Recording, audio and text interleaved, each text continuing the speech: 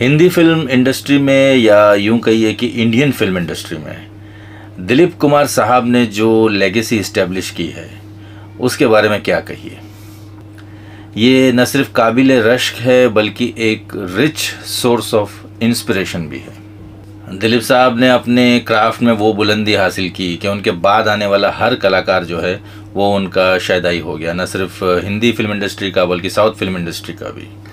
दिलीप साहब का ऑरा, उनकी ऑ इंस्पायरिंग पर्सनालिटी ऐसी है कि हर कोई जो उनके बाद आया वो अपने आप को उनके साए में महसूस करता है। ये कमाल का जादू है, इसको एक्सप्लेन नहीं किया जा सकता, ये सिर्फ महसूस करने की चीज़ है। जो लोग फिल्म इंडस्ट्री से जुड़े हुए हैं या फिर जो लोग फिल्म इंडस्ट्री पर नज़र रखते हैं, जिन्हें फिल्मों का शौक़ है, वो इस एहसास से अच्छी तरह से वाकिफ़ है। दिलीप साहब अपने काम को बहुत ज़्यादा सीरियसली लेते थे। दिलीप साहब किस प्रोजेक्ट से जुड़ रहे हैं, वो किस डायरेक्टर के साथ काम कर रहे हैं, उनका कैरेक्टर कैसा है, कैसे उन्हें प्रोजेक्ट किया जा रहा है ऑन स्क्रीन, जो कैरेक्टर वो निभा चुके हैं वही रंग क्या अभी जो कैरेक्टर उनको मिल रहा है उसमें है, क्या वो वर्सटैलिटी दिखाने का उनको मौका मिल रहा है, क्या वैरायटी को प्रोजेक्ट करने का मौका मिल रहा है। इन सब बातों पर दिलीप साहब की बहुत पैनी नज़र होती थी और दिलीप साहब को पूरा यकीन था कि स्टेटस जो है वो क्वांटिटी से नहीं क्वालिटी से बनेगा। यही वजह है कि अपने लगभग 54 साल के फिल्मी करियर में उन्होंने कुछ 57 के करीब फिल्में की। इमेजिन कीजिए 54 साल का इतना लंबा वक्त और सिर्फ 57 फिल्में, और उसके बाद ऐसा स्टेटस, ऐसा वकार, ऐसी लेगेसी।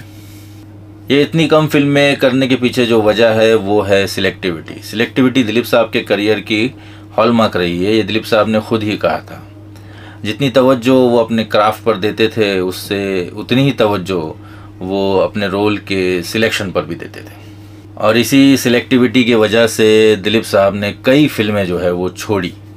कई फिल्में जो कमर्शियली भी बाद में सक्सेसफुल हुई, क्रिटिकली भी सक्सेसफुल हुई, और कई फिल्में जिन्होंने लेजेंडरी स्टेटस भी हासिल किया।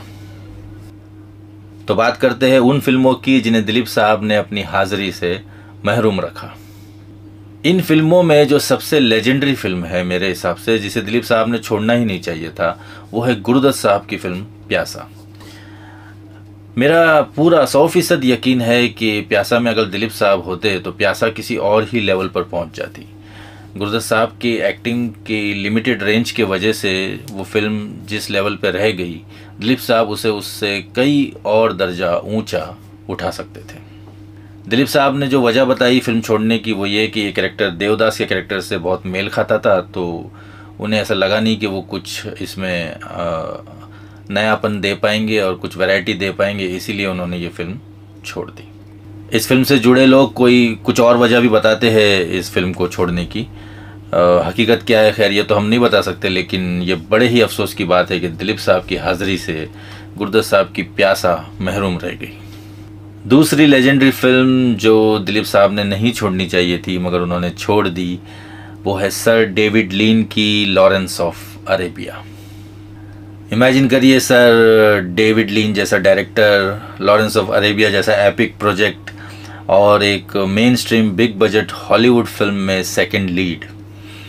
अब ऐसा ऑफर कोई बहुत ही ज़्यादा सिक्योर्ड एक्टर ही ठुकरा सकता है। इजिप्शियन एक्टर ओमर शरीफ ने ये रोल किया और वो हॉलीवुड में एक सेंसेशन बन गए। अगर दिलीप साहब ये रोल करते तो वो भी एक ग्लोबल सेंसेशन बन जाते, मगर दिलीप साहब ने अपनी सिलेक्टिविटी के चलते ये रोल नहीं किया। मेरे हिसाब से उन्हें डेविड लीन जैसे डायरेक्टर के साथ काम करना चाहिए था। जो टैलेंट उनके अंदर है, जिस किस्म की प्रतिभा के धनी है वो, तो उन्हें एक डेविड लीन जैसे काबिल और एकम्प्लिश्ड डायरेक्टर के साथ काम करना चाहिए था। गुरुदत्त के साथ भी उन्होंने काम करना चाहिए था। इसके अलावा जो एक बहुत बड़े बजट की फिल्म दिलीप कुमार ने छोड़ दी वो थी राज कपूर की संगम। राज कपूर ने इसमें दिलीप कुमार को खुला ऑफर दिया था कि वो जो इसके दो लीड कैरेक्टर है सुंदर या गोपाल, दोनों में से जो रोल करना चाहते वो रोल करे, मगर इस फिल्म का हिस्सा वो बने। मगर दिलीप कुमार साहब हालांकि राज कपूर के बहुत अच्छे दोस्त थे, मगर उन्होंने ये फिल्म नहीं की। साउथ के लेजेंड कमल हासन दिलीप साहब के साथ अपनी फिल्म थेवर मगन का हिंदी रीमेक बनाना चाहते थे, जो बाद में विरासत नाम से बनी। खैर कमल हसन दिलीप साहब को कन्विंस नहीं कर पाए और ये प्रोजेक्ट मटेरियलाइज नहीं हुआ। दिलीप साहब ने इन फिल्मों को छोड़ने का कभी कोई अफसोस जाहिर नहीं किया। हाँ, मगर 3 फिल्में हैं जिनके बारे में वो कहते थे कि ये फिल्में मुझे कर लेनी चाहिए थी। ये 3 फिल्में हैं बैजू बावरा, जंजीर और शोले। शोले में संजीव कुमार साहब का रोल इन्हें ऑफर हुआ था। इन 3 फिल्मों के अलावा दिलीप कुमार किसी और फिल्म को छोड़ने का उन्होंने कभी कोई अफसोस जाहिर नहीं किया। इस वीडियो का मकसद दिलीप साहब के किसी भी फैसले को सवालों के घेरे में लाना बिल्कुल नहीं है, हो भी नहीं सकता है। दिलीप साहब के अपनी क्राफ्ट पर इतनी ज़बरदस्त अथॉरिटी है कि उनके किसी भी फैसले पर कोई उंगली उठा नहीं सकता है। उन्होंने क्या रोल किया और क्या रोल छोड़ा ये सब इम्पॉर्टेंट नहीं है। इम्पॉर्टेंट ये है कि उन्होंने अपने फ़न का लोहा पूरी दुनिया से मनवाया। उन्होंने अपनी एक ज़बरदस्त लेगेसी तैयार की।